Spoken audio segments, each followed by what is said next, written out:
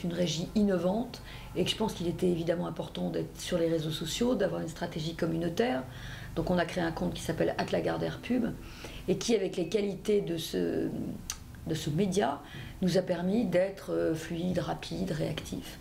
J'avais envie, vis-à-vis de mes collaborateurs, vis-à-vis de mes potes, vis-à-vis de mes enfants qui étaient aux quatre coins du monde, de pouvoir converser avec eux de manière immédiate. Je crois qu'il y a une chose qui est importante dans l'univers dans lequel on est, c'est de raccourcir les circuits.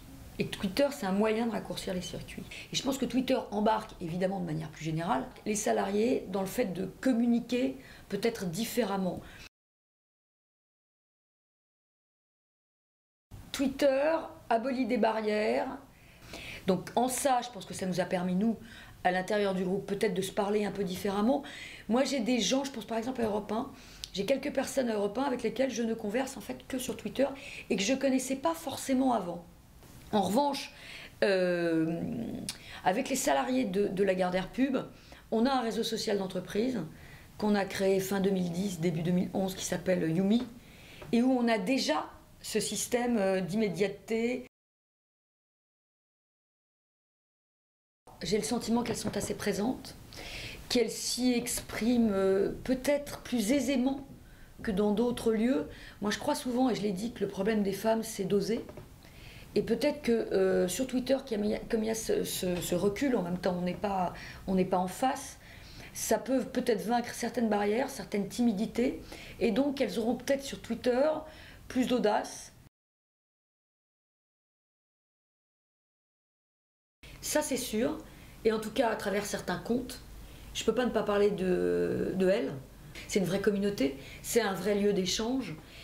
Et ce lieu d'échange, il peut être à la fois ludique, et puis à la fois il peut être engageant, il peut être interpellant, interpeller les femmes à travers cette communauté. Je pense à par exemple ce qu'on a fait depuis quelques semaines sur l'IVG, où là ça a été au-delà du forum, ça a été un engagement à travers Twitter des femmes sur l'IVG.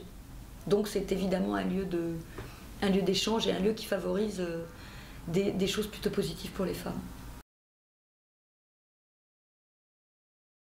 Twitter, c'est la révélation à un instant T de ce qu'est une opinion, une information, un média.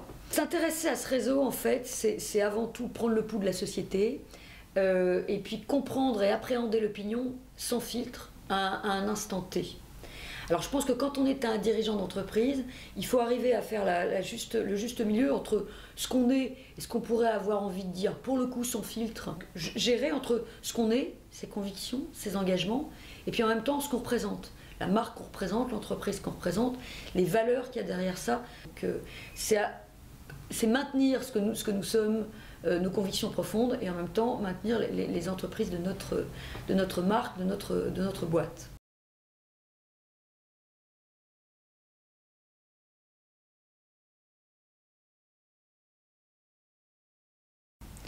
Ils me permettent tous de réagir dans des délais courts.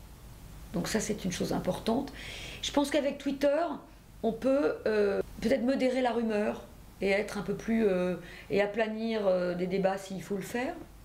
À côté de ça, j'ai pas du tout la même utilité entre Facebook et Twitter.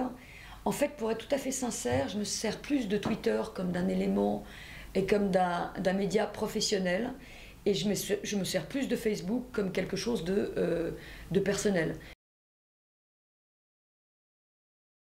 Le travail qu'a fait Angela Ahrendts sur Burberry, sur les réseaux sociaux, la façon dont elle a pour le coup modernisé cette vieille dame anglaise qui était Burberry, et l'a rendue accessible, a modernisé l'image, elle l'a restructurée, mais à l'aide des réseaux sociaux, c'est un exemple qui me scotche.